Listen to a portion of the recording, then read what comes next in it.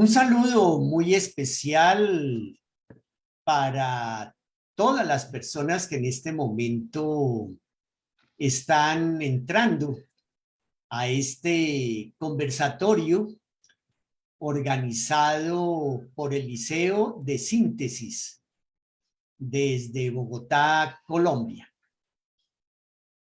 Los liceos de síntesis, como muchos de ustedes conocen, es un organismo que hace parte del área universitaria, la UNINT, fundada por el maestre doctor David Juan Ferriz Olivares en 1970 en el Perú, en Lima.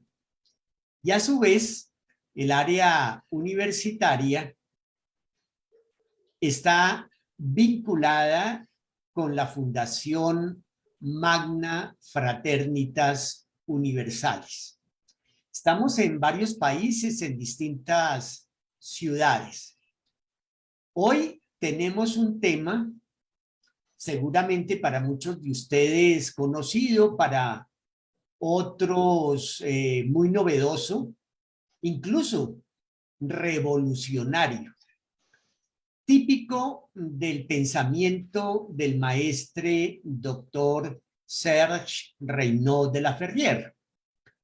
Él nació en París en 1916 y terminó su misión en 1962 en la ciudad de Niza.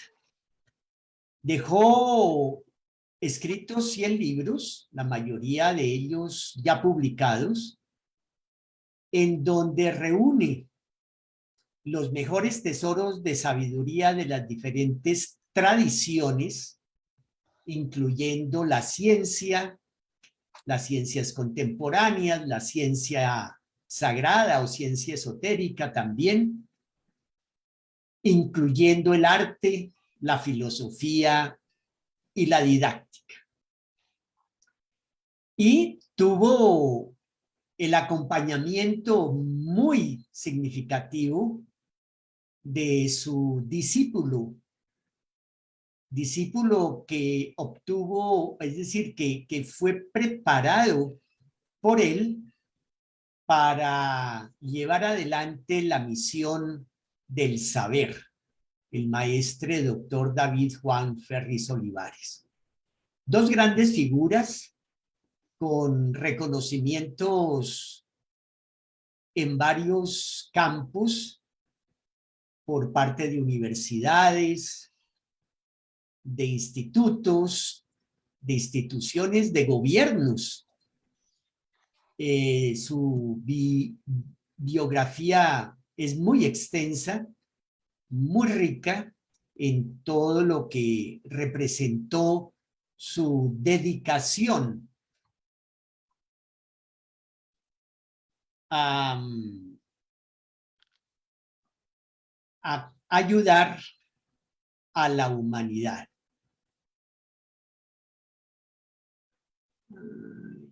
Segundito, paramos porque no se está viendo en Facebook.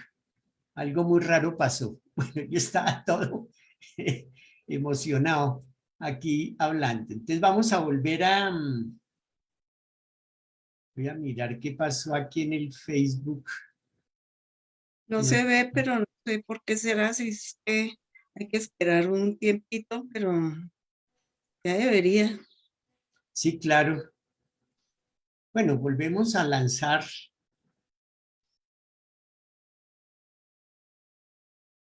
No, sí se estaba viendo. Sí, Rosalvita, se estaba viendo. Pero no sé. Yo no lo estaba viendo, entonces por eso es Incluso que pues no. estamos al aire. Estamos al aire, revisa, por favor. Ok. Pero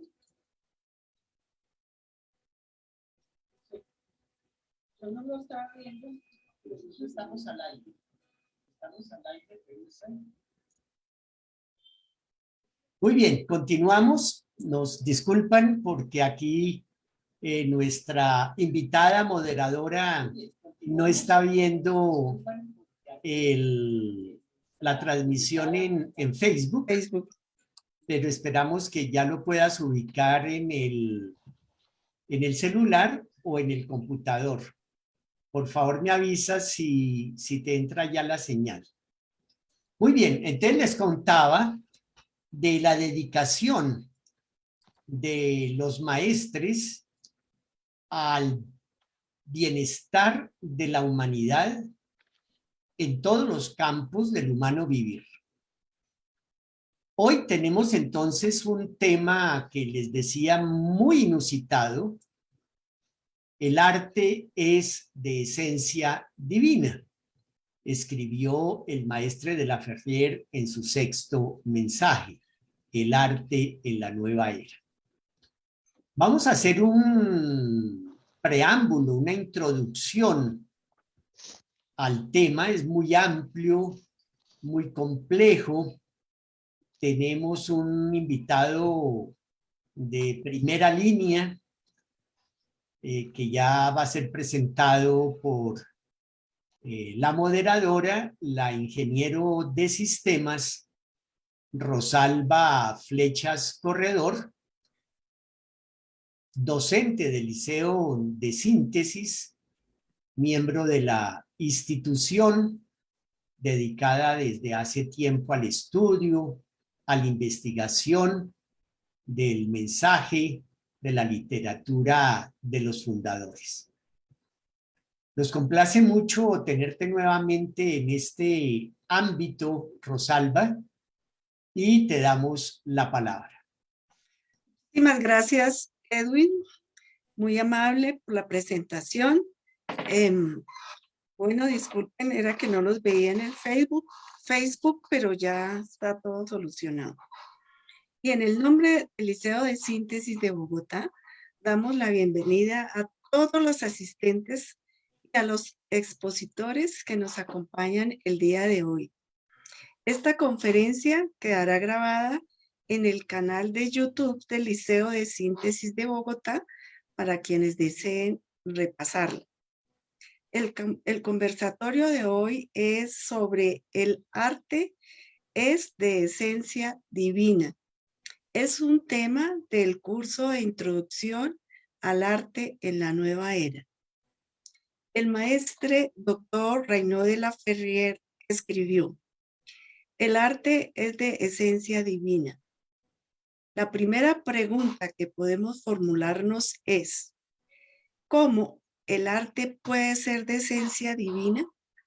Respetando todas las concepciones de la divinidad que cada quien tenga, presentamos la que propone el maestre de la Ferrier, que es una actualización acorde con las tradiciones de sabiduría. La esencia divina, al emanar a través del campo vibratorio, le permite al artista buscar las analogías y las correspondencias entre planetas, colores, metales, sonidos, glándulas endocrinas, formas, etc.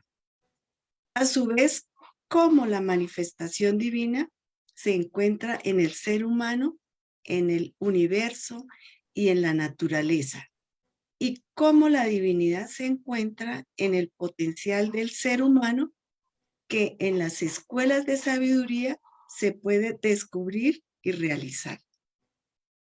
Bueno, para responder estas preguntas y todas las inquietudes de nuestros asistentes, tengo el gusto de presentar a nuestro primer panelista del día de hoy.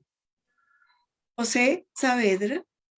Él es antropólogo y arqueólogo chileno, docente e investigador de la literatura de los maestres fundadores, directivo de algunas de las fundaciones emanadas del pensamiento del doctor de la Ferrier. Es un placer tenerlo, José. Le cedo la palabra. Bien, mucho gusto. Agradecemos a las palabras de la magíster Rosalba Flechas.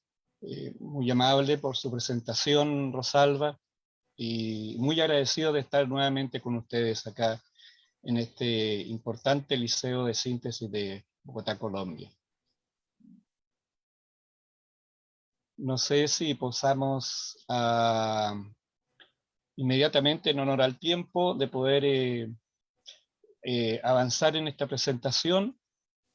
Mi aporte va a ser básicamente en relación a mi expertise, podríamos decir, ¿no? En el campo de la arqueología, especialmente en este caso. Mi formación es antropólogo, con especialidad en arqueología. Obviamente, como ustedes verán, este tema del arte, que es de esencia divina, está vigente también de algún modo en todas las interpretaciones que las diferentes escuelas de pensamiento en la ciencia y la arqueología han manifestado siempre. Sin embargo, el aporte que nosotros hacemos, lo hacemos desde el pensamiento del doctor C. Reynald Laferrière y su discípulo y exégeta, el doctor David Juan Ferriz Olivares, en el sentido de que pertenecemos a escuelas de sabiduría, pertenecemos a una tradición de todos los tiempos, y obviamente nos permite contribuir de una diferente óptica complementaria a lo que la ciencia de la arqueología hasta este momento ha podido entregar. Respecto del arte, lo que más nos acerca en el campo de la arqueología es el denominado amplio campo del arte rupestre, que se ha investigado en todo el mundo, desde tiempos paleolíticos hasta el día de hoy, podríamos decir, inclusive con el arte de vanguardia, que experimenta, ¿no es cierto?, algunos logros también del arte rupestre. Para ello elegimos el tema de los petroglifos del Monte Bego, que quizás no todo el mundo conoce, ¿no es cierto?, porque está en los Alpes franceses, ítalo-franceses, y el Valle de las Maravillas. La próxima, por favor. Para ello, como bien dice el doctor Reynald Laferrière, lo primero que hay que hacer, ¿no es cierto?, es informarnos. Diríamos que el primer trabajo por hacer es informarse, dice el doctor Laferrière. De manera que el arte en la nueva era sea planteado como una perspectiva abierta. O sea, tampoco se trata de canalizar el pensamiento en ningún sentido, sino que, como bien dice el doctor Reynald Laferrière, este pensamiento está abierto, digamos, a una nueva época en la cual la invitación es a investigar nuevos enfoques, nuevas formas de entender inclusive el pasado en la propia arqueología, ¿no? Siempre ha estado esto limitado desde el punto de vista arqueológico a la interpretación, obviamente, del arqueólogo, ¿no? Así como la ciencia es hacia el científico, el arte al artista, también en arqueología es el arqueólogo. Por tanto, va a depender de la formación también de todos mis colegas a través del tiempo que hayan tenido esta perspectiva abierta, lo cual implica una mente abierta y un repaso a antiguas o modernas teorías para poder reinterpretar a veces símbolos que han estado muy sujetos a la tradición clásica de poder verlos sobre la óptica solamente de lo, digamos, de lo práctico, de lo utilitario, de la necesidad de los hombres de la antigüedad y mujeres de la antigüedad de ver un mundo, según el arqueólogo, solamente en términos de subsistencia. Pero no olvidemos que el ser humano de todos los tiempos es más allá de la subsistencia de su cuerpo físico, necesita también una retroalimentación en los campos emocionales y de sus sentimientos, en su encuentro con la naturaleza, y han habido diversas expresiones en el arte rupestre que así lo atestiguan. Inclusive hay algunos vestigios muy escasos de instrumentos musicales también en periodos tan antiguos como 400.000 años atrás, el periodo del hombre de Neandertal, ¿no? De tal modo que también puede tener un cuerpo emocional y también un cuerpo espiritual, desde el punto de vista no religioso, sino que desde el punto de vista de poder comprender un fenómeno más allá de lo normal en la naturaleza, la conexión con lo divino, ¿no?, con aquello que mueve todas las leyes de la naturaleza. Pasemos a la siguiente. Esta perspectiva abierta nos permite involucrarnos primero para informarnos de que el Monte Bego constituye un punto de investigaciones que aún dentro de la comunidad europea es poco conocido. No es tan difícil el acceso, pero sí las publicaciones nos han dado mucho cuenta de ello. Es un valle hermosísimo, es un lugar muy privilegiado en los Alpes suizos, ¿no es cierto?, meridionales, en los Alpes marítimos. Ahí tenemos un mapa general que puede situar al público. Estamos a la izquierda en España, ¿no es cierto?, la península ibérica, Francia, arriba, al oeste, y tenemos también el punto exacto donde está el Monte Vego, más o menos, digamos, a unos 2.000, 2.500 metros de altura, partiendo de la ciudad de Marsella, o Mónaco, o Niza, si se quiere. También tenemos a la derecha Italia. ¿Por qué nombro Italia? Porque también los Alpes comparten, digamos, esa tradición geográfica y cultural que determina las expresiones arqueológicas en este lugar, que es hermosísimo y tiene una concentración más grande de registro rupestre, podríamos decir, en Europa, ¿no? Es el norte, por ahí donde está Milán, ¿no es cierto? Podríamos decir que ahí está la antigua región de los Ligures, los Alpes marítimos, un pueblo protohistórico de la Europa meridional, ¿no? También asociado al sudeste francés, en Nice. La flechita entonces está ubicándonos los Alpes suizos franceses, donde se ubicaría el epicentro de estas manifestaciones que vamos a presentar brevemente. La próxima, por favor. Ahí tenemos, desde el punto de vista de lo que rodea el monte, para poder acceder al Monte Vego, hay una serie de paisajes hermosísimos, valles muy interesantes, hay una sucesión de siete valles, ¿no es cierto?, que confluyen en el Monte Vego, y que se destaca, como bien dice ahí, por su patrimonio arqueológico. Más de 50.000 petroglifos en más de 4.000 paneles rocosos. La verdad es que esto ya está trazado. Hay una investigación en curso cada día que avanza. Ya llevamos más de 100.000 petroglifos registrados en ese lugar, ¿no?, en una superficie de 15 kilómetros cuadrados. Esta montaña, hasta el día de hoy, se le denomina una montaña sagrada de los Ligures. Esto de lo sagrado viene siendo este fondo de resonancia que yo le decía, en lo cual los vestigios arqueológicos deberían ser comprendidos o deberían ser abordados también desde una perspectiva más amplia, de tal modo de poder resentir lo que la persona en el pasado pudo estar tratando de poder comunicar con este arte rupestre, más allá de un punto de vista utilitario, ¿no? O sea, el arte rupestre no son solamente escenas de caza, en la cual el ser humano necesitaba alimentarse, va mucho más allá. Esto se sitúa en la Edad del Bronce en Europa, ¿no es cierto?, que es otra periodificación distinta a la americana. Estamos hablando de más o menos del 3300 a.C. hasta el 1700 a.C. Estas fechas son muy interesantes porque esta Edad del Bronce coincide más o menos con un planteamiento y unas hipótesis que investigadores vienen abordando y vamos a retomar al final, para poder comprender el porqué de estas manifestaciones arqueológicas y ver también la intención del arte en ese sentido. Pasemos a la siguiente. En términos generales, las primeras investigaciones que ahí se realizaron van reflejando una cantidad enorme de motivos que se encuentran allí en el valle, ¿no es cierto?, principalmente de punto de vista de figuras geométricas, ¿no?, y representacionales en alguna medida, pero también de carácter abstracto en otras, ¿no? La mayoría apuntan a estrellas, espirales, soles, líneas cruzadas, etcétera, y muchos, como se ve en la primera lámina superior izquierda, muchas formas de animales con cuernos, ¿no es cierto?, que se le ha asociado, digamos, los arqueólogos le llaman tipo bucráneos que se asocian, digamos, a cabezas de toro con cuernos, ¿no? Ese es un motivo recurrente en los alrededores del Monte Vego y en sus valles aledaños. Este tipo de motivos es el que se ha investigado bastante bien desde el punto de vista tradicional de la interpretación de los grabados, ¿no? Estamos viendo que el arte rupestre es un arte que se graba en la piedra, ¿no? Diversos motivos, con diversas técnicas, y la comprensión y la mecánica de estos dibujos están asociados a una interpretación que habla de organización social y organización cultural de estos pueblos antiguos, ¿no?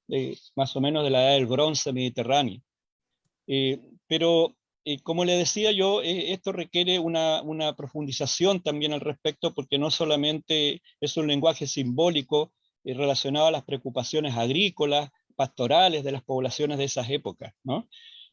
Muchos de las figuras antropomorfas que más adelante vamos a presentar se pueden relacionar a otra motivación, ¿ya? Y muchos de estos que está aquí viendo usted, público, estimado público, lo está viendo directamente, son quizás asociados no solamente a un punto de vista, como le decía, utilitario, sino que puede haber los inicios de algún sistema comunicacional, ¿no? Si no viene un alfabeto, por lo menos un sistema de comunicación. También se han visto símbolos muy interesantes en las formas geométricas, que puede ser asociado también a antiguas cartografías en la época, o sea, va mucho más allá de la interpretación. También estamos hablando de que es un poco libre esta interpretación, pero para ello hay que hacer mucha investigación porque hay que ser muy cuidadoso. En la arqueología sanciona mucho el tema de poder dar un valor interpretativo a partir de cualquier figura en la cual la persona que interpreta no tiene mayor base, así que por eso hay que ser muy cuidadoso. Pasemos a la siguiente.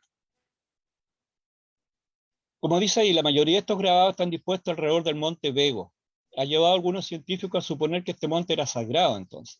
La distribución, ¿no es cierto?, de estos grabados ronda el 50% en el Valle de las Maravillas, que ya lo vimos, y el 50% en el Valle de Fontanalve o Fontanalba, que están situados al oeste y al norte del monte Vego. La próxima, por favor. Esto se puede reflejar en que estos valles rodean este monte. Allí tenemos una fotografía por sistema Google Earth, en que vemos la especial configuración de este monte desde las alturas, ¿no? La flecha indica el punto exacto de la montaña más alta del monte, pero lo cual tiene una configuración como si fuera una serie de cadenas que están al centro de unos valles mayores que lo rodean, ¿no? Y los valles, ahí ven ustedes, hay una serie de lagunas maravillosas, ¿no? Según la literatura científica también destacan mucho eso. Hay varias lagunas que vienen de Balmasque y Refugio de las Maravillas también, y alrededor de esos valles hay un tipo de arte rupestre levemente diferente al Monte Vego, donde la mayoría, el 80% o más, se refiere a una tradición que vamos a ver más adelante en figuras asociadas a estos toros que veíamos, ¿no? Con cuernos. Pasemos a la siguiente. Esta es una de las figuras, ¿no es cierto?, que es como un personaje muy ícono, que ha estado en la literatura científica y ha estado en Europa y en otros lados, siempre es motivo de reflexión. Sin embargo, los investigadores han concluido que se refiere a una época relativamente tardía, histórico temprano quizás, después de Cristo, asociado a diversos elementos. No es tan antigua, sino que ha sido producto de una sobreposición de distintos pictogramas, ¿no? Sin embargo, también hay una tradición ahí, después de Cristo, muy interesante, ¿no?, que se mantiene en esa zona de los Alpes y de las poblaciones locales. Vamos a dar paso a toda una serie de símbolos que vamos a comentar rápidamente, pero bajo esta frase del doctor de la Ferrier. El doctor Reynaud de la Ferrier dice que el artista expresa su idea con su arte. Estamos hablando de un arte prehistórico, protohistórico, y como cada nota dice, cada color o palabra son símbolos que representan una idea. Ya no es necesario agregar cosa alguna. O sea, muchas veces el que plasma estas obras en el soporte rocoso, los arqueólogos lo han tipificado como artistas, ¿no?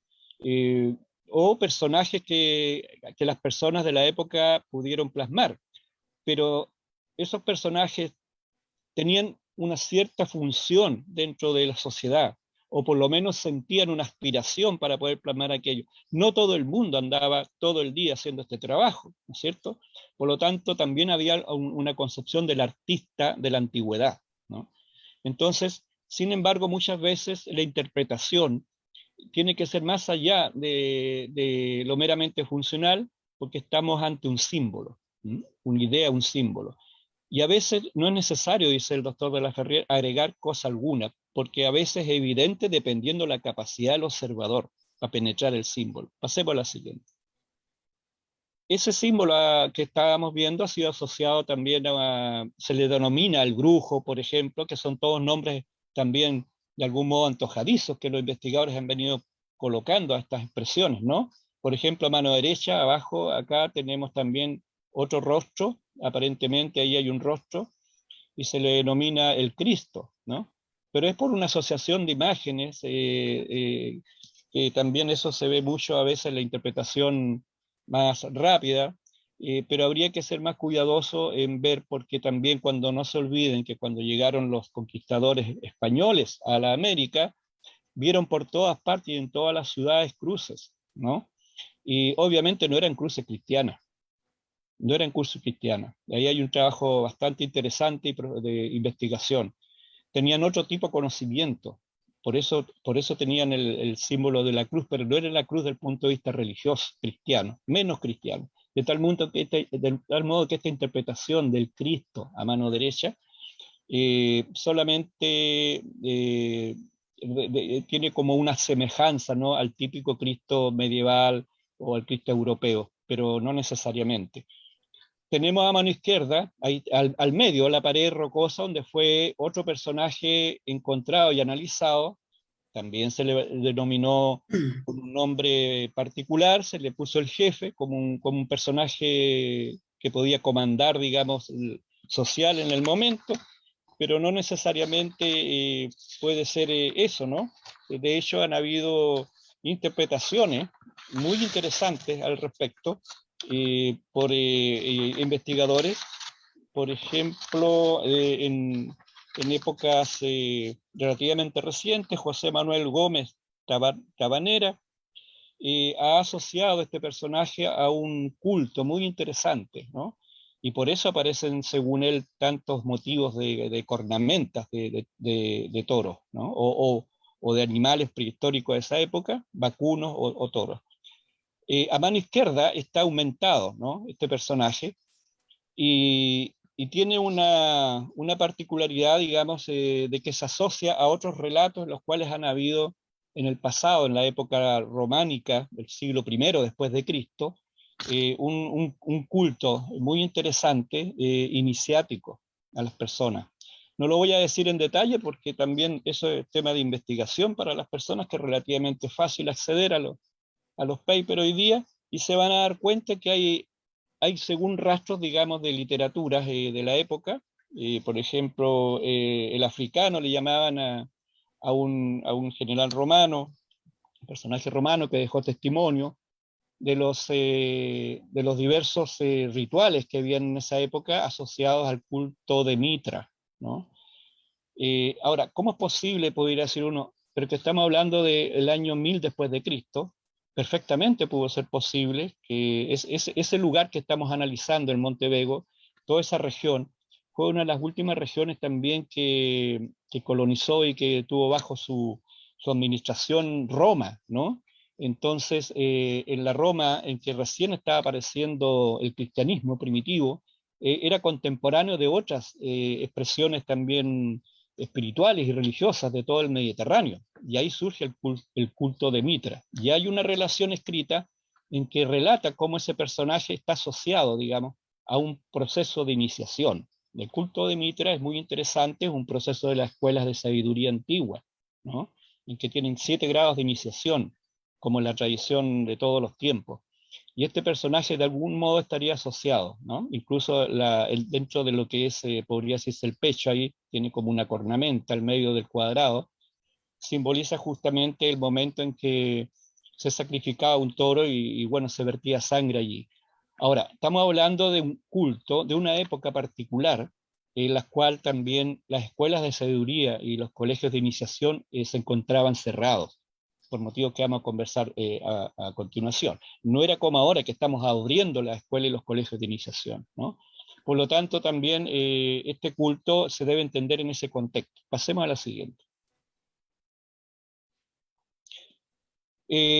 Esto hay miles de figuras asociadas a esa figura, digamos, que se recurre más a ella, ¿no es cierto?, para explicar los petroglifos del Monte Bego, porque el tema más recurrente y más representativo es del toro, como decíamos siempre, ¿no? Y bueno, son los elementos que las poblaciones campesinas de la edad del bronce en esa época, ¿no? Y después de la edad del cobre y después del bronce, mantenían, ¿no?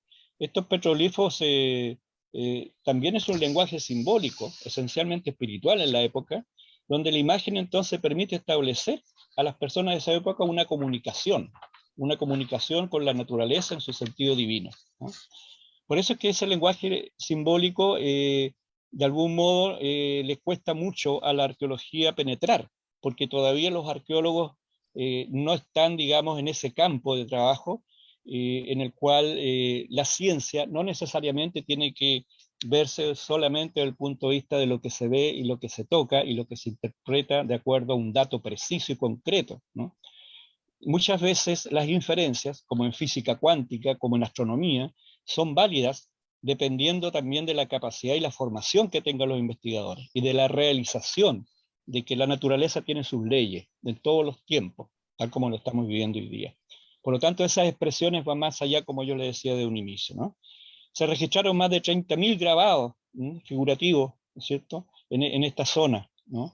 Y bueno, queríamos recalcar eso para que ustedes pudieran también tener en cuenta de que este enfoque espiritual es muy necesario dentro del arte hoy en día, para retornar un poco a su sentido más profundo, y ya estaba presente en las poblaciones antiguas. Pasemos a la siguiente. Allí tenemos otras expresiones. A mano izquierda, el trabajo de campo de los arqueólogos, están probablemente relevando todos los restos de petroglifos que allí se encuentran, ¿no? Y llevan más del 50% a estas alturas ya, todos los años están trabajando en eso. A mano derecha se ve ya de forma más clara esta forma de bucráneos. El motivo se denomina en arqueología bucráneos, al menos en la arqueología de Europa meridional, ¿no? Que son los grabados rupestres más típicos del Monte Bego. Pasemos a la siguiente. Nuevamente ahí tenemos, en este caso, un personaje abajo. En el extremo superior izquierdo está en negro para que ustedes vean ya más estilizado cómo estaría interpretándose. Aparentemente un personaje arrastrando, ¿no es cierto?, una pareja de toros.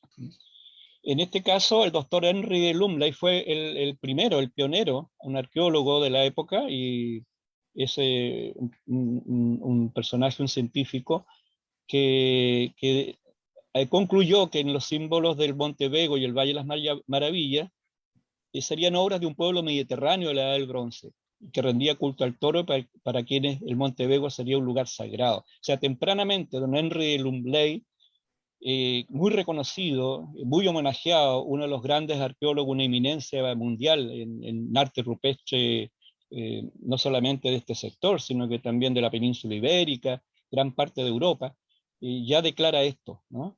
Lo está asociando al culto al toro. Pasemos a la siguiente.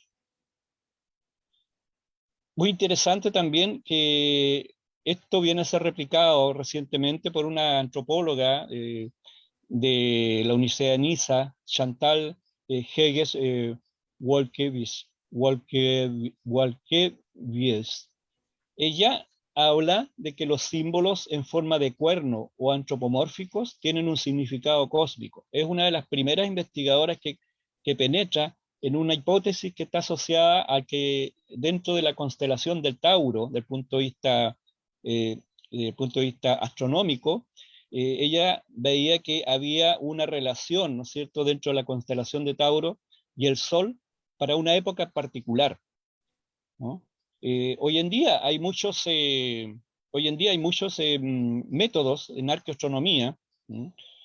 Para poder confirmar, como no, esta hipótesis, ¿no? Había un símbolo de fertilidad, un símbolo de renovación para la civilización pastoril.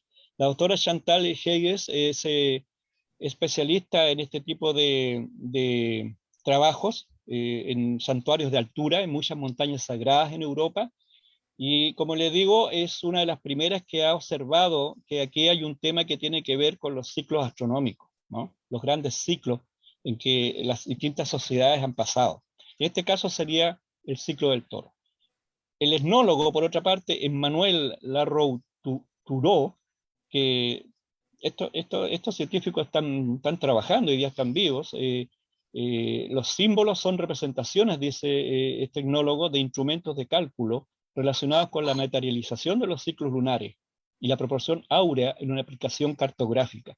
O sea, vamos entrando a otro nivel de interpretación. La siguiente, por favor.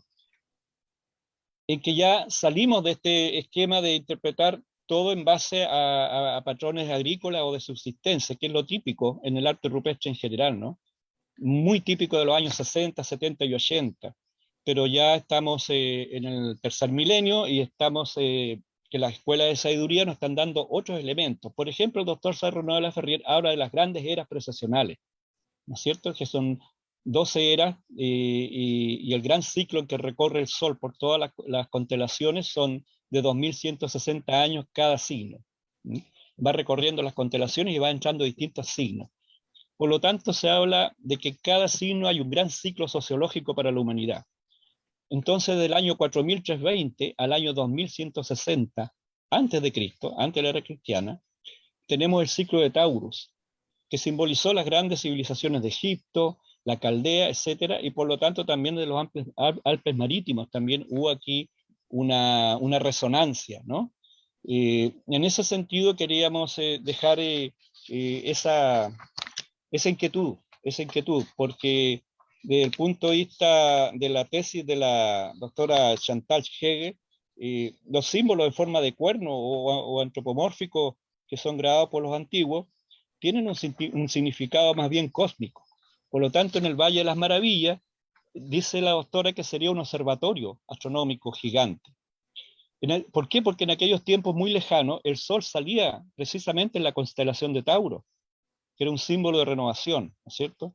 Y esta interpretación astronómica viene a confirmar una hipótesis de un culto dedicado a este dios animal a fines del Neolítico, en la región de Liguria, de los ligures, ¿no? Como los grandes mitos, por ejemplo, que poblaban todo el Mediterráneo, como el Minotauro cretense, en Creta, ¿no es cierto? Entonces el símbolo del toro es muy interesante y muy importante para esta época en particular, y a la cual pertenece la mayoría de estos artes rupestres en el Monte Vego, ¿no? Por lo tanto, hay que penetrar en ese sentido en una forma de poder comprender que los pobladores de la época de esa zona consideraban a lo mejor el Monte Vego desde el punto de vista sagrado como una zona especial, ¿no? Habría que hacer los cálculos también astronómicos respecto de la zona geográfica y toda una investigación por delante. Pero por lo menos citando distintas fuentes desde el punto de vista lingüístico, histórico y arqueológico, esta doctora ha, digamos, penetrado en un punto de que las propias escuelas de sabiduría y los colegios de iniciación que señala el doctor Cerro de la Ferrier están abiertos a partir del año 1990 para toda la humanidad, hay que considerar, o sea, el significado de las eras precesionales en la influencia del desarrollo de todas las civilizaciones y sociedades, en este caso en el arte rupestre, ¿no?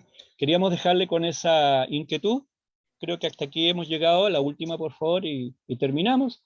Ahí está el Valle de las Maravillas acercándonos al Monte Vego, y es realmente una zona que resiente una suerte de misticismo, digamos, en la época. Por lo tanto, han habido otros investigadores argentinos de alta montaña que han llegado allá y han confirmado que arriba del Monte Vego hay restos de santuarios modernos, incluso donde se hacen rogativas, pero también históricos. Creemos que el Monte Vego es sagrado no solamente por la tradición que lo está representando, sino que también porque había un conocimiento asociado a aspectos místicos del arte, y que en esa época la persona o los grupos que estaban allí lo resentían plenamente y tenemos que seguir investigando en esa línea, porque es muy interesante darse cuenta que hay distintos ciclos de la humanidad. Si bien en la época del Tauro se cerraron los colegios de iniciación por más de 2000 años en promedio, sin embargo, en ciertos lugares se mantuvieron restos de estos cultos y también con un mensaje a la humanidad, ¿no? Especialmente, y con esto termino, a través del arte y los símbolos, ¿no? Que son la esencia de lo que es el arte rupestre. Muchas gracias y quedamos al servicio para poder conversar. Muchísimas gracias, José. Muy interesante su exposición que nos permite entender que el arte en la nueva era es una perspectiva abierta, con nuevas teorías para interpretarla y que nos ayuda a comprender el fenómeno más allá de la naturaleza. Y también nos recreó por todas las maravillas del Monte Vego, sus motivos, símbolos que representan una idea y lo que representan cada uno de estos símbolos. Muchísimas gracias. Bueno, los invitamos a todos nuestros asistentes a hacer preguntas y comentarios en el Facebook. Y ahora les voy a presentar a nuestro segundo panelista, el arquitecto Edwin Rodríguez Paz. Él es directivo y docente del Liceo de Síntesis de Bogotá, con estudios en cosmobiología, simbología y el arte en la nueva era. Nos complace mucho tenerlo, Edwin. Puedes continuar. Muchísimas gracias, Rosalba. Y bueno, muy impactado y agradado por la exposición que acaba de aportarnos el compañero arqueólogo, antropólogo José Saavedra, chileno, porque nos pone en una perspectiva muy interesante, ya que vemos cómo el artista siempre ha tenido una sensibilidad muy especial con la naturaleza. Y eso se evidencia mucho más en aquellas épocas en que el ser humano convivía estrechamente con la naturaleza. Hoy, por vivir en las ciudades, hemos perdido un poco ese vínculo. Y por supuesto los conocimientos, toda la sabiduría que nos aporta la naturaleza.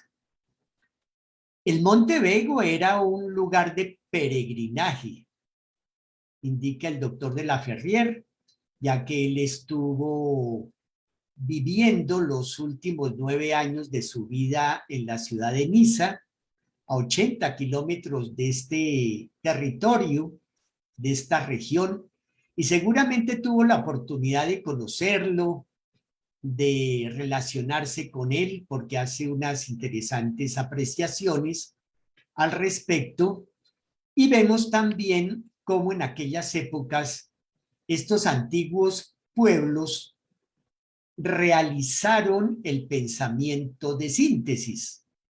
Es decir, era un pensamiento que incluía la ciencia, incluía la mística, incluía el sentido de lo sagrado de una manera muy profunda y sobre todo viviente.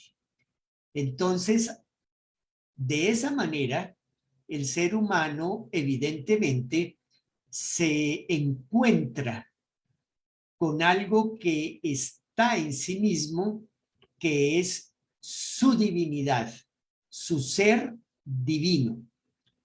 Ese encuentro con la naturaleza, con el universo, en relación con los ciclos, por ejemplo, astronómicos de los que nos hablaba José. Entonces, hay una dimensión en el ser humano que nos conecta con la divinidad a través de sus manifestaciones, dice el doctor de la Ferrier y su discípulo, a través de su exégesis, el doctor David Juan Ferriz Olivares. De mi parte, les voy a compartir también una introducción al tema.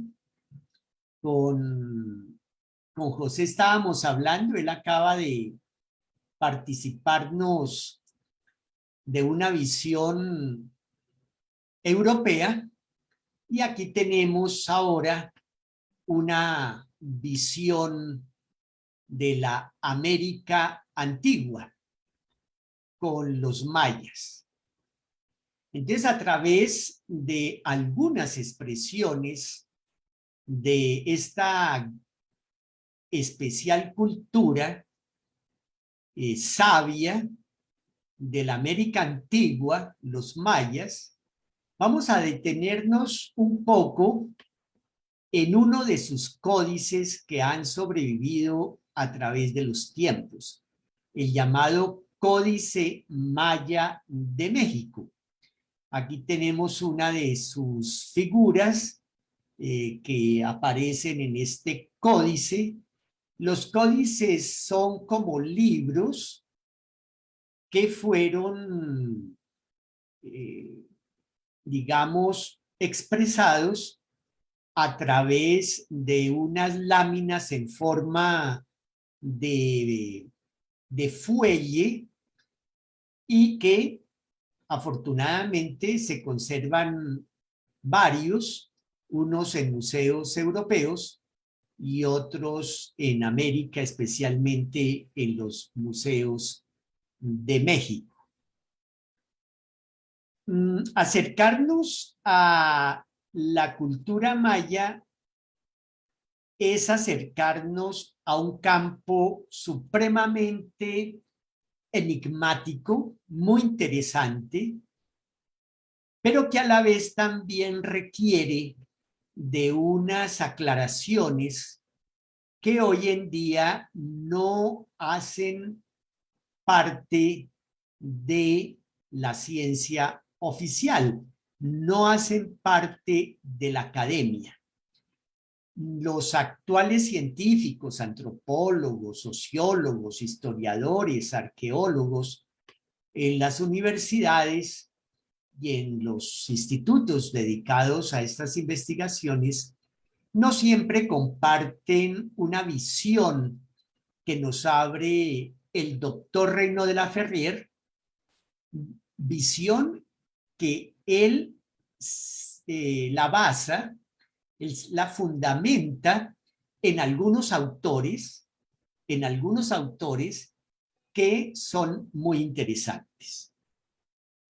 Vemos primero que todo esta gráfica, este mandala dibujado por el doctor de la Ferrier, cuando él se pregunta qué es la verdad, y responde con este mandala, con este dibujo en forma de X, en donde aparece el nombre de la divinidad Yod-He-Vau-He, que constituyó el popular Jehová, pero que en el original hebreo está constituido por estas 4 letras, que en realidad son 3 porque la E se repite, Yod-He-Vau-He, que contiene un simbolismo supremamente profundo y que él aquí hace alguna referencia inicialmente en la parte superior a las ciencias teogónicas, es decir, a las ciencias generadoras del sentido de lo divino,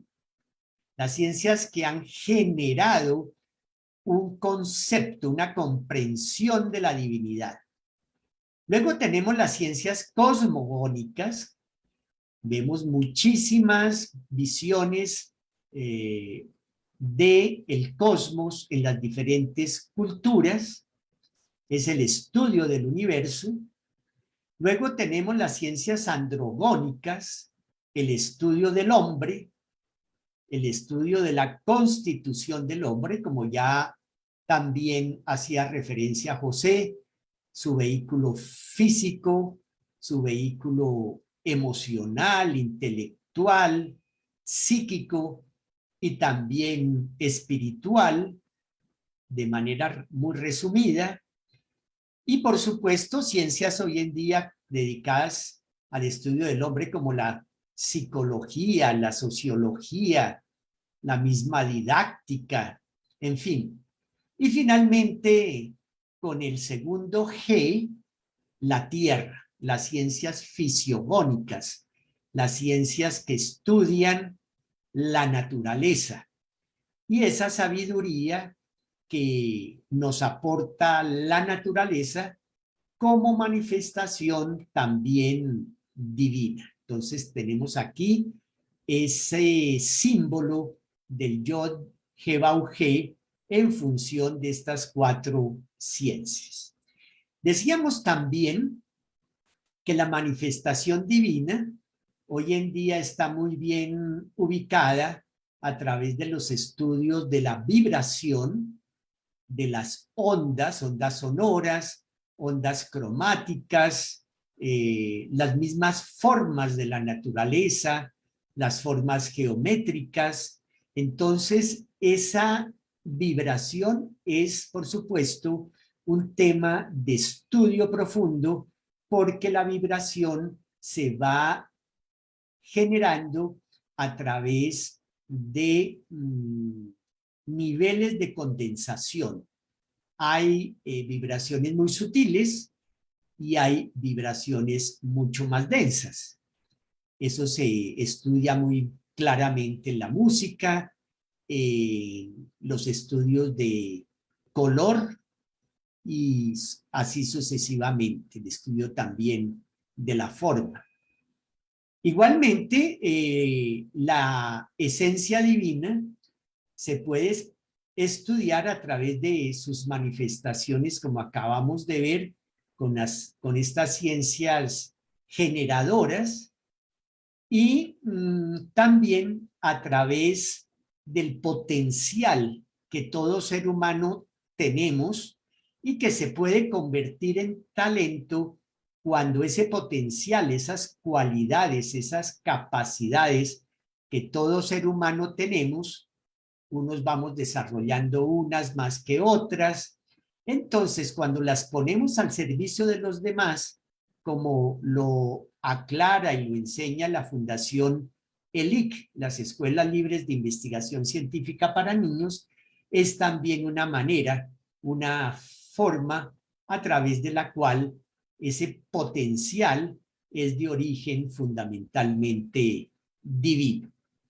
Y en los colegios iniciáticos, en los colegios de sabiduría, se entrena el candidato a la iniciación con la guía de un maestro vivo, un maestro que ha logrado el autocontrol y la transformación, la transmutación de sí mismo para poderlo guiar en el camino de la autorrealización espiritual. Esto que estamos diciendo aquí como un preámbulo, lo vamos a encontrar de manera viva, fue viviente en la cultura de los mayas. Los maya o los maya quichés, porque decíamos que la actual cultura que se está estudiando en la academia por parte de los investigadores es muy probablemente una cultura que heredó conocimientos, que heredó la sabiduría de tiempos mucho más antiguos. Hay un autor, Augustus Le Plongeon, un francés, que por allá en el siglo XIX se vino para la América, se radicó en México y se puso a estudiar con mucho detalle, junto con su esposa, expresiones culturales de los mayas.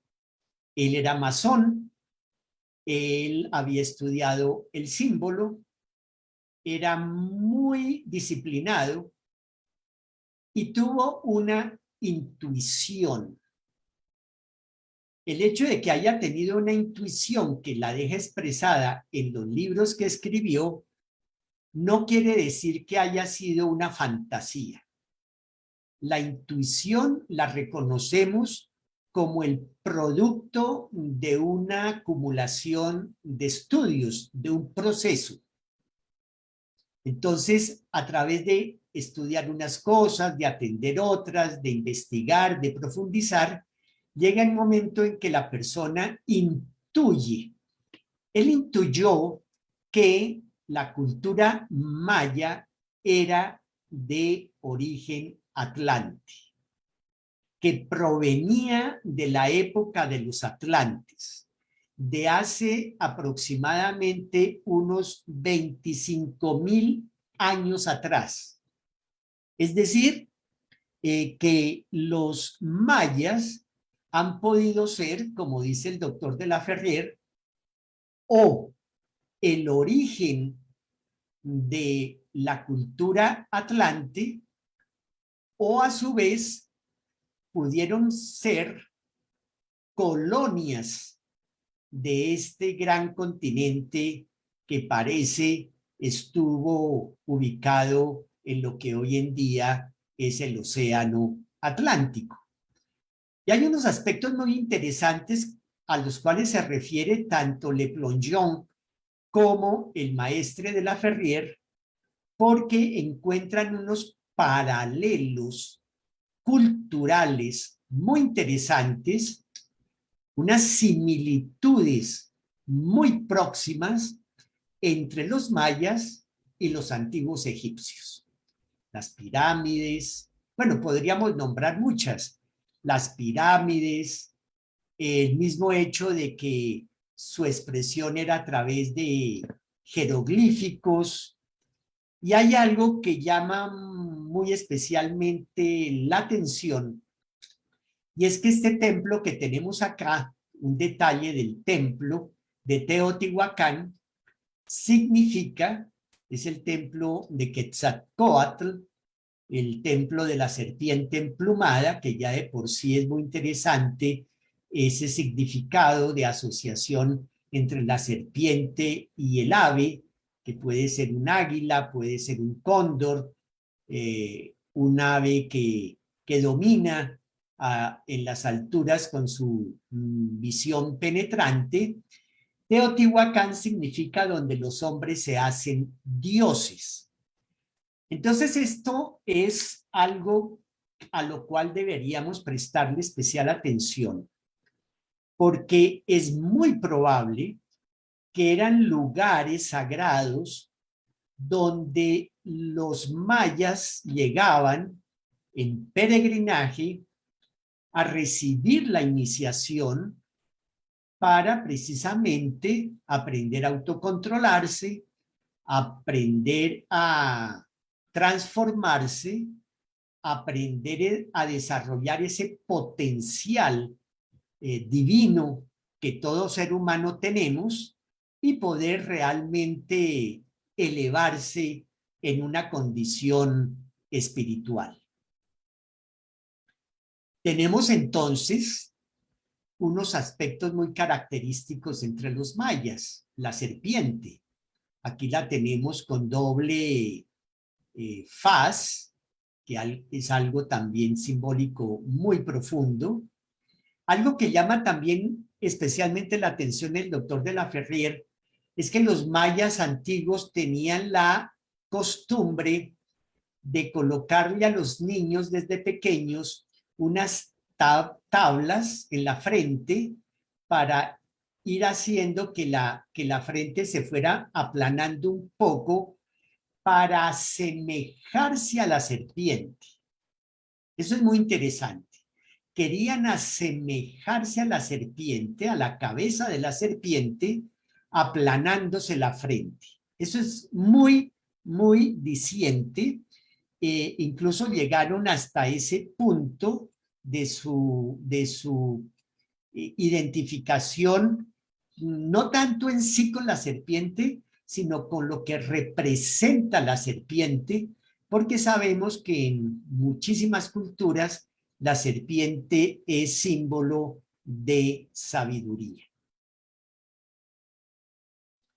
A su vez también es una cultura que le daba una especial importancia al símbolo del Quetzal, como vemos, el de la serpiente, perdón, el ave muy especial por su colorido, por una serie de características que no vamos a entrar ahorita por cuestión de tiempo, y también tenían un especial reconocimiento al falo, al miembro viril, que hay que diferenciarlo en sí del miembro, porque el falo ya denota un significado espiritual, porque viene a ser la representación de la creatividad que todo ser humano tenemos, así como la divinidad también es creadora. El hecho de que haya entre los mayas una importante representación del falo, similar a la Iglesia Católica, para algunos de ustedes eso puede ser un poco extraño, pero si observamos con detenimiento las torres de las iglesias terminadas en punta, muchas veces en forma de pirámide con la punta hacia arriba, es una manera como la Iglesia Católica desde la época románica también tuvo ese, digamos, alcance, ese reconocimiento al falo, y por lo tanto, tanto en la Iglesia Católica como entre los mayas, encontramos un gobierno y un sacerdocio teocrático de carácter masculino, fundamentalmente masculino, una autocracia. Y esto que es muy interesante observar en las diferentes culturas, cómo uno puede empezar a leer a través de estos símbolos que vienen a ser unos emblemas de las culturas, podemos entender lo que querían vivir, lo que querían realizar, la manera como, digamos, su espíritu se expresaba, porque también las culturas, su espíritu se expresa a través de la arquitectura.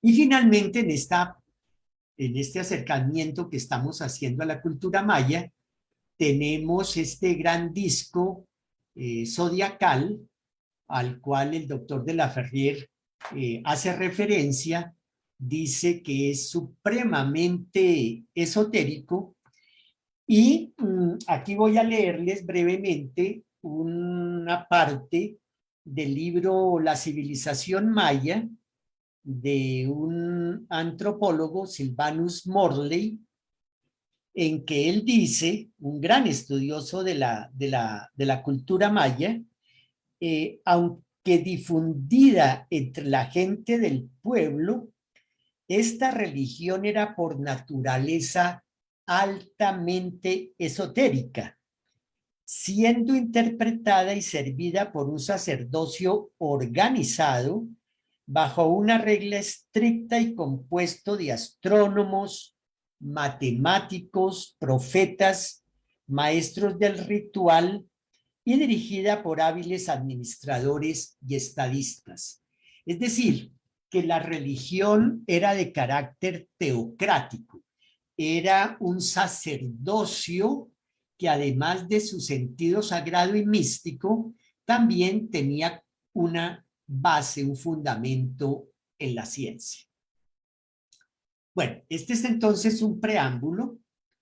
Hay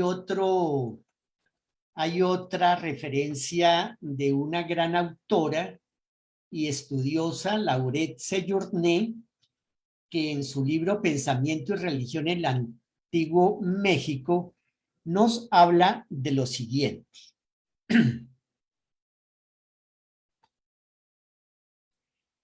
Esto sugiere que este lugar podría haber sido el Calmecac.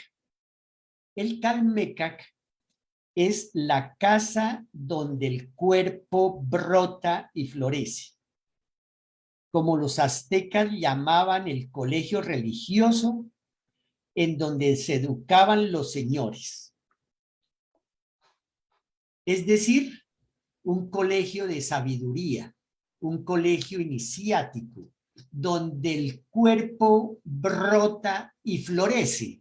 Es decir, está hablando de justamente el desarrollo del potencial divino que tiene el ser humano. Rápidamente, porque veo que ya el tiempo se nos va terminando, hace unos pocos años se hizo una investigación muy exhaustiva con la intervención de varios especialistas, un trabajo inter y transdisciplinario sobre el Códice de México. Y en él encontramos, aquí tenemos una breve referencia de cómo está constituido este códice. Hay una escritura jeroglífica y hay una serie de personajes que hay que aprender a leer, como nos decía José, por sus características emblemáticas, en donde ellos han, digamos, representado una de las divinidades, Cahuil. Cahuil como divinidad, y sabemos que en estas culturas el panteón teogónico estaba constituido por varias divinidades. Estas divinidades puede que representen cada una o un nivel vibratorio, un nivel dentro de la gama de vibraciones que hoy en día la ciencia lo tiene claramente estudiado, identificado y se sigue aplicando a través de la tecnología, pero que además una divinidad no solamente podía representar un nivel vibratorio, sino podía representar uno de los potenciales que el ser humano tenemos. Cahuil viene a ser el dios del rayo, el dios de la luz, tratando de transponer entonces este símbolo, podríamos considerar que es ese potencial de luz, ese potencial que todo ser humano tenemos al momento en que estudiamos, investigamos, profundizamos y podemos llevar una luz, una iluminación, un aporte, una ayuda a nuestros semejantes, a los demás. Recientemente, la Deutsche Welle ha destacado una investigación muy interesante acerca de que humanos estuvieron en Sudamérica al menos hace 25.000 años. Ya la ciencia empieza a abrirse, ya la ciencia empieza a descubrir huellas, rastros acerca de la existencia mucho más allá del poblamiento de América.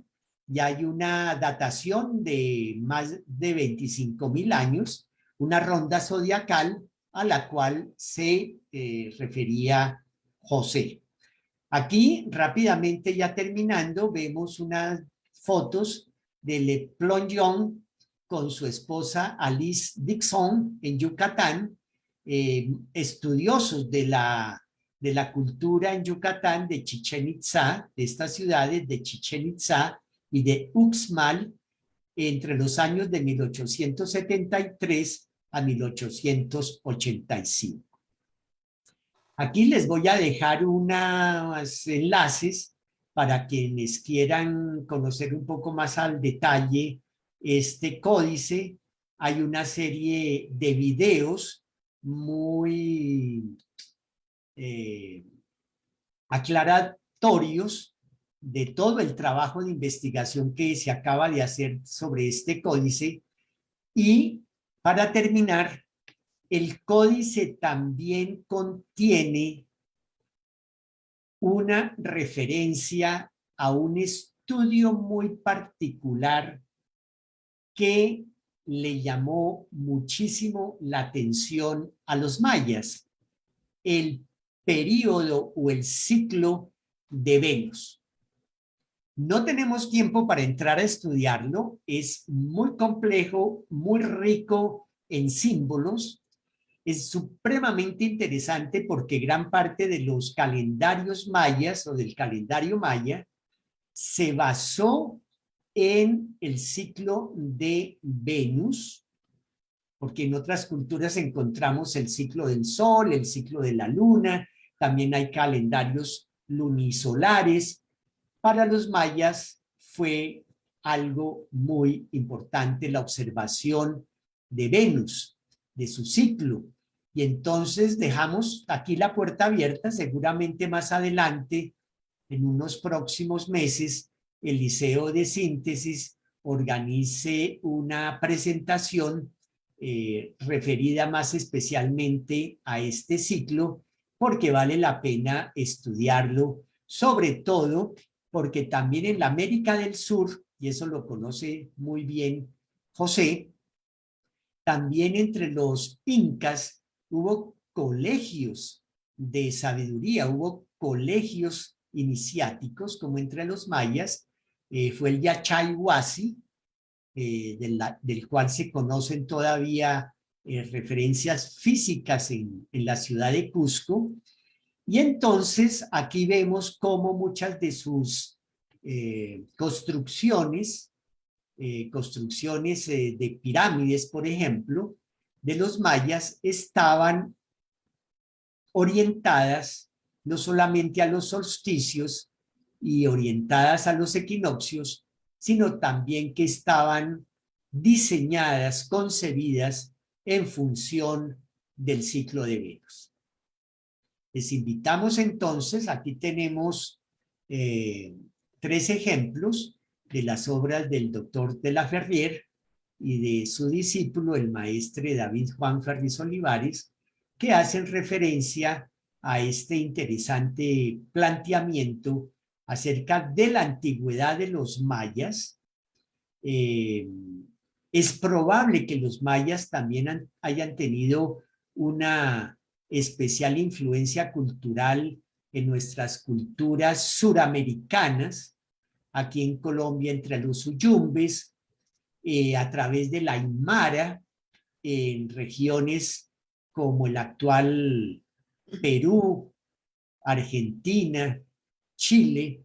Entonces, en los propósitos psicológicos, en este discurso magistral que presenta en la Academia Militar de Venezuela el doctor David Juan Ferriz Olivares sobre la génesis y humanismo de las culturas antiguas de América, hay una serie de aportes muy importantes al respecto.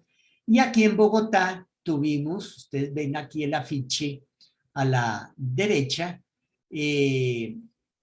la oportunidad de haber organizado el Seminario Internacional de Epistemología de las Culturas Andinas en los años 80, con el apoyo de la UNESCO, de algunas universidades y de algunas empresas como Aeroperú, que funcionaba en esa época, y en esa ocasión, terminado el seminario, tuvimos la oportunidad de hacer un recorrido cultural por algunas ciudades del Perú.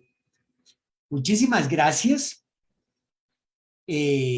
Como decíamos entonces, apenas una pequeña referencia a esta importante y profunda cultura y civilización de los mayas. Rosalba, te devolvemos la palabra. Gracias, Edwin, por estos espacios donde se pueden entender temas como el encuentro con la naturaleza como algo divino a través de sus manifestaciones. La visión del arte en América, como los mayas que expresaban parte de su cultura y de sus códices. Relacionado con la verdad, nos mostró diferentes ciencias y las vibraciones de la manifestación divina. Bueno, tenemos varias personas que nos han escrito. Shirley Zuluaga Pineda dice buenas tardes, saludos, un gusto volverlos a escuchar. Fanny Arosemena nos saluda desde Panamá, interesante tema. Germán Cabrera dice saludos desde Bogotá.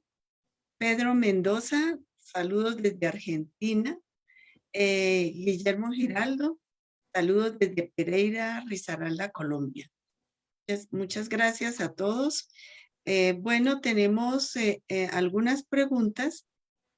La primera pregunta va a ser para José Saavedra y dice, en el artista, ¿cómo se encuentra la esencia divina?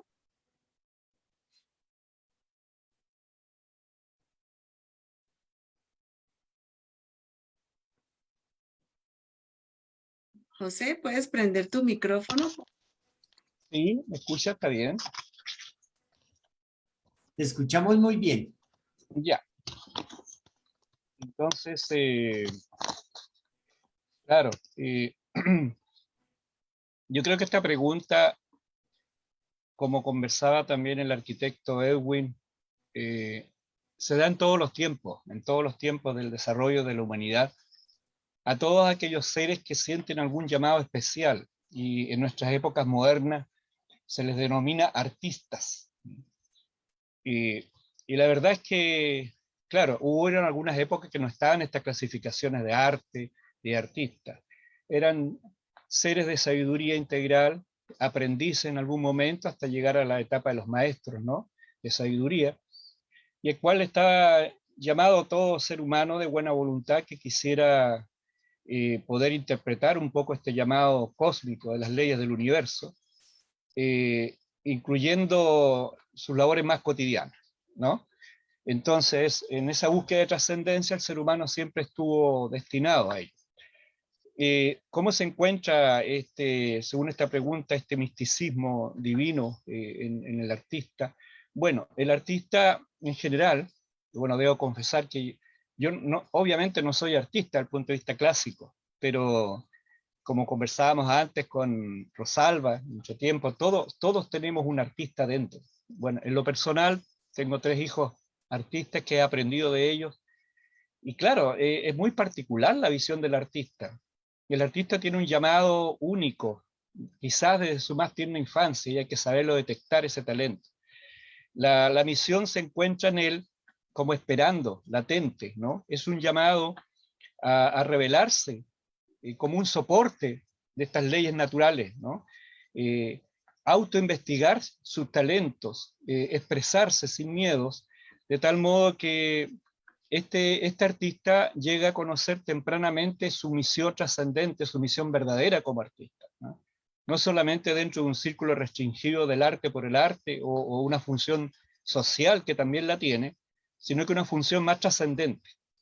Este tema de la función trascendente, el artista finalmente reencuentra su misión desde el punto de vista de una mística. Si la ciencia tiene una trascendencia en un orden de reconocimiento de las leyes naturales y sagradas que tienen una base de conocimientos al infinito, y bien lo saben todos los científicos que exploran el universo, ¿no? Que exploran muchas ciencias, el arte, por su parte, a través del artista, tiene un retorno, su necesidad de reencontrar lo divino en él, entendiendo lo divino por un proceso de investigación, ¿no? La investigación es lo más sagrado y lo más divino que está en él. Y eso requiere una mística especial, una mística de saberse y reconocerse para algo en la vida, no pasar en forma desapercibida al artista. Y son los artistas los que llevan esa misión en todas las sociedades y en todas las esferas. Es bien interesante eso, esa trascendencia que él va a encontrar, ese retorno a la mística, tiene generalmente no es reconocida en el momento, quizás, tiene mucha polémica el artista, pero también al mismo tiempo es reconocido en los grandes círculos y es reconocido incluso después que se va de este mundo, ¿no? Antes como que no lo comprenden. Entonces el artista tiene que reconocer sin miedos, ¿no?, su misión divina en la tierra al servicio de sus hermanos. Y él nos va a señalar, a ser el primero que va a descubrir los símbolos que vienen a, como bien decía Edwin, vienen a reflejar, ¿no es cierto?, un nuevo ciclo que la humanidad está esperando. Son los artistas los que lo van a descubrir a través de los símbolos, y ya se ve los artistas, tenemos muchos ejemplos de ello que por tiempo no podemos expresar. Así que pienso de que esa naturaleza divina en el artista se refleja con una trascendencia y un retorno a la mística que va a empapar a toda la humanidad. Esa es la verdadera misión del arte, la verdadera misión del artista. Muchas gracias, José. Muy amable por su respuesta. Hay otra pregunta para Edwin. Edwin, ¿cómo se expresa la esencia divina actualmente en el arte? Muy interesante esa pregunta. Bueno, la respuesta puede ser muy amplia, compleja, requiere de cursos incluso, pero vamos a tratar de ser muy concretos, muy breves, a través de un par de ejemplos. Recién se inicia la actual era del Aquarius, que comenzó en 1948, va a durar 2300 años. Si se mide el ángulo de la constelación del Aquarius, mide aproximadamente unos 33 grados de arco, entonces se calcula que dure unos 2300 años. Ya tenemos en esta época una serie de manifestaciones en el arte que se identifican justo con la vibración de nuestra época, de esta era del saber. Como arquitecto puedo responder en el sentido de que muchos arquitectos, algunos son más artistas que arquitectos, otros son artistas arquitectos y otros son más arquitectos. Pero en general el arquitecto es también artista. Es un poco escultor, es un poco artesano. Hay muchos colegas que les gusta la carpintería metálica o la carpintería de madera y así sucesivamente.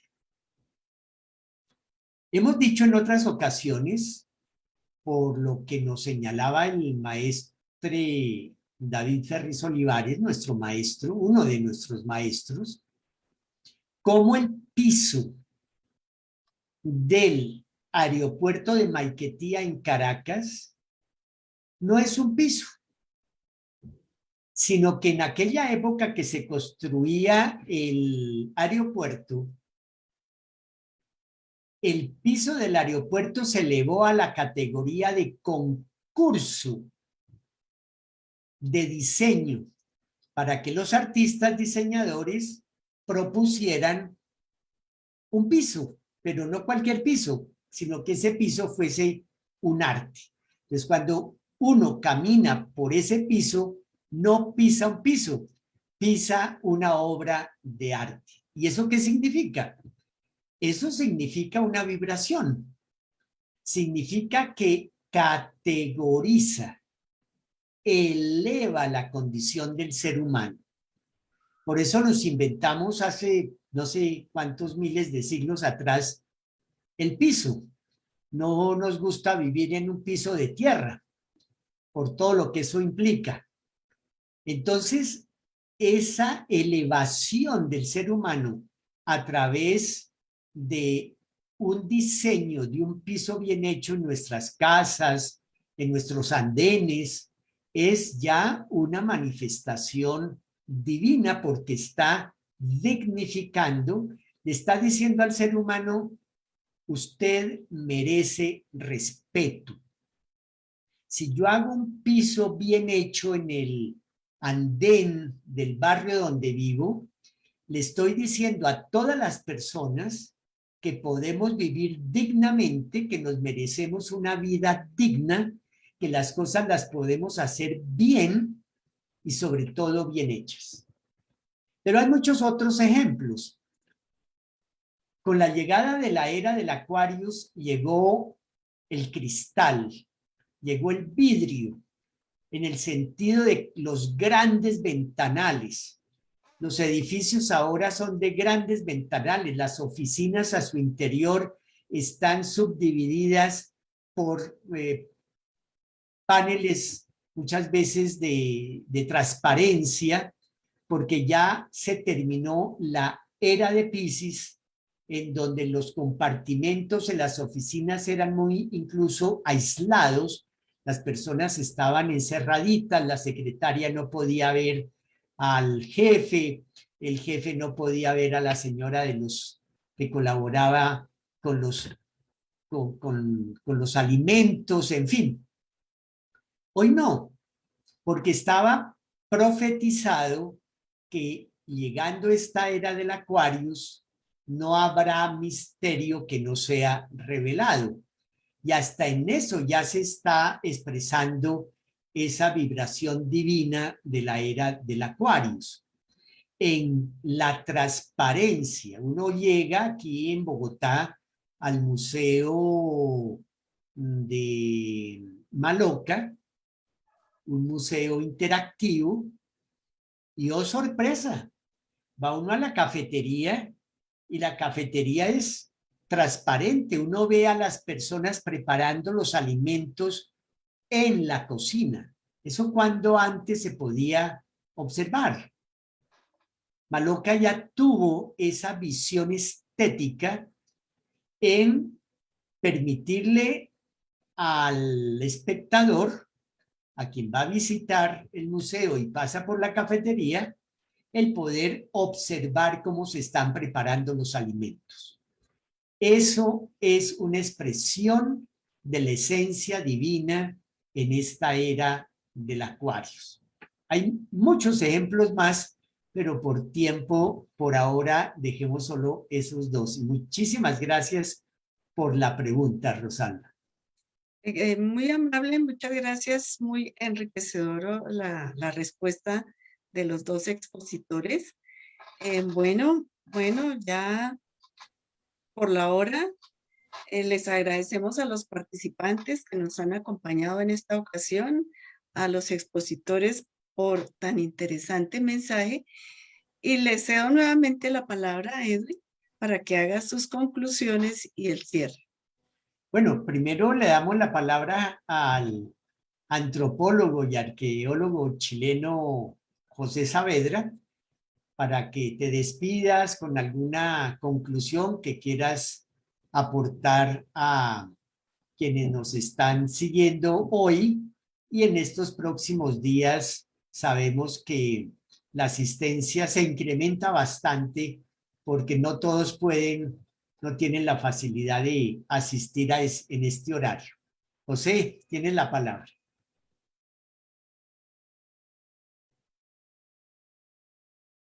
Puedes encender tu micrófono.